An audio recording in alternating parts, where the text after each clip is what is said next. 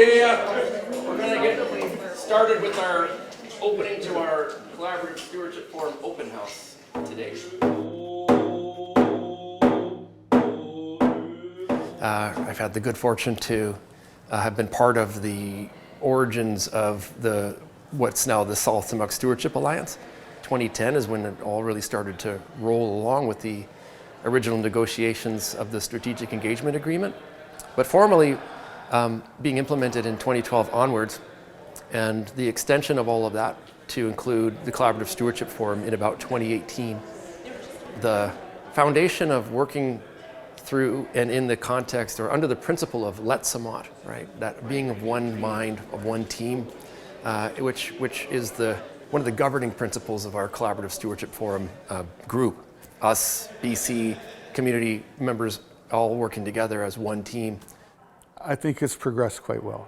I think that there's a lot of impatience and frustration shown, from our people and from our representatives, but it's a given.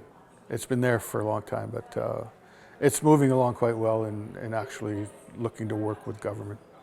I was welcomed to the Collaborative Stewardship Forum at the beginning, and I've been very fortunate to be involved in a number of the different working groups, including the Guardians program. And interesting fact, the last gathering of the Collaborative Stewardship Forum was where we engaged with the very first South Timuck Guardian, Ray Douglas, who visited the Guardians program booth and had a great conversation with us and became the very first South Timuck Guardian shortly after, which is pretty cool and shows the value of this community event. So I've got to be a part of everything from water quality monitoring to air quality to checking wildlife cameras, working with species at risk, fish habitat restoration. So it's kind of expanded based on the objectives that we get as South Timuck Guardians. From a Guardian point of view, it's really cool to see the different initiatives when it comes to species at risk, wildlife in South Timuck. And I think it's really cool to see how people come together from all over the world just to come work here at Stalo. The province's involvement has been good, but it's also changed over the years, and we've seen some really strong engagement from Indigenous communities and Indigenous leaders, really steering the direction of the Collaborative Stewardship Forum in good ways. One of the big things I would say is if they instill some of our Snowiath or our traditional knowledge, the teachings of our people in the areas of resource management, and kind of turn it a little bit and talk not just about resource management, but about the non-exploitation of all our relations. So, the framework that we put forward that became the foundation for the Collaborative Stewardship Forum is, I would say, quite successful in that it was achievable and sustainable and actually has grown.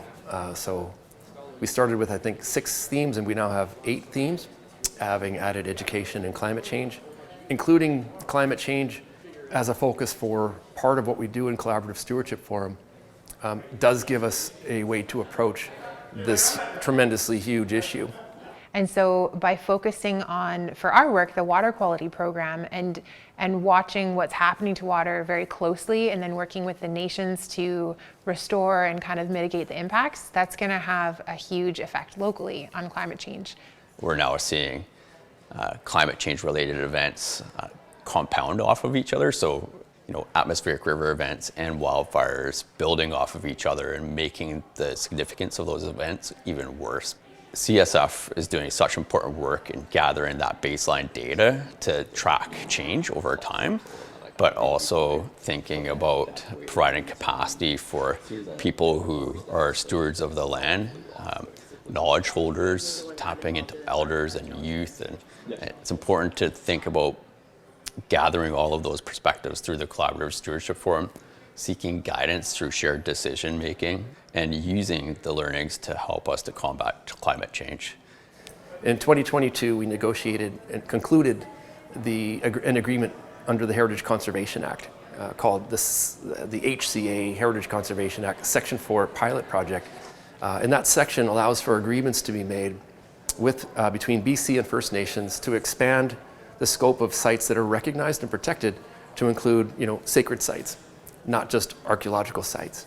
First time in BC, one of the first times, like really worldwide, I think it's safe to say, where these kind of cultural landscape features are now commonly recognized in both our Stala policy and the provincial legislation, and are given legal protection in the books and the laws of BC. In addition to the landmarks, we have cemetery areas, we have places of cultural practice, and we have cultural belongings that didn't otherwise fit the bill of what would be recognized and protected, but now are. The project that I started, my relationship with the Saltwater Stewardship Alliance, is called COVIST, which stands for Conservation of Species, Ecosystems and Indigenous Values in Saltwater, and trying to say where in Saltwater are there opportunities where we have lots of ecological values and lots of Indigenous values in a way that respects the data sovereignty and the sensitivity of the Indigenous data, which the communities hold and keep on their own, and we have a way through our analyses to bring that together without compromising any of that sensitivity. So the province of BC has set aside some land for protection at the headwaters of the Skagit River.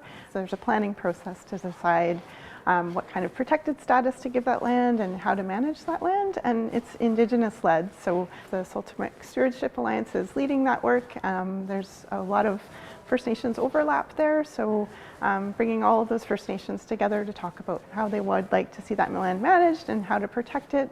Working with anything to do with our culture or history, Shuohuam, a lot of our origin stories, our history, and then all of the morals within those, and lessons that some people have called them, and then sharing that with community members, especially youth and elders, with various courses that we get to be involved in as guardians.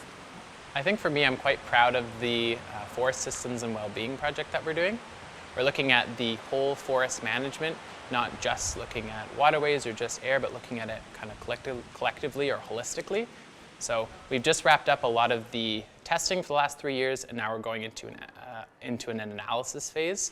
So the next year we're going to be going over the data and looking at trends and seeing where we're going to go from here. It's developed quite well. I think, I know a lot of people here, and then and even got to know people within government, whereas some of the ministers and others, actually, we still maintain a relationship and, talk government to government.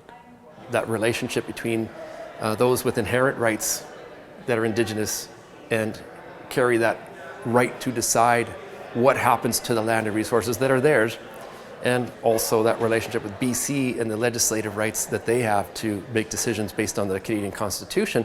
The connections between them are going to, again, deepen and expand and improve when it comes to shared decision making.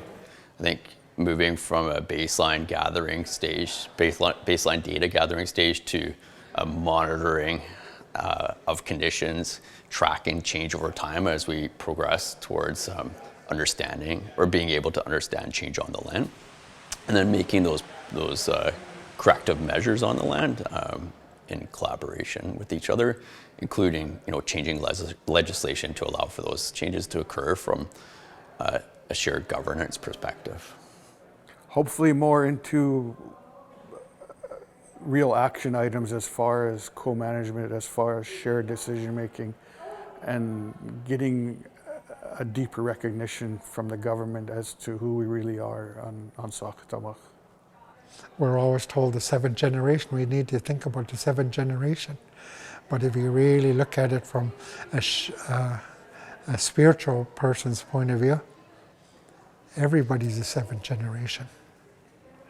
And that's how I look at it at the CSF level. And the chiefs, a lot of the chiefs look at it like that, yeah. We're only they're the spokesperson for their Indian reserves, but they're also the spokesperson for the spirit and the land.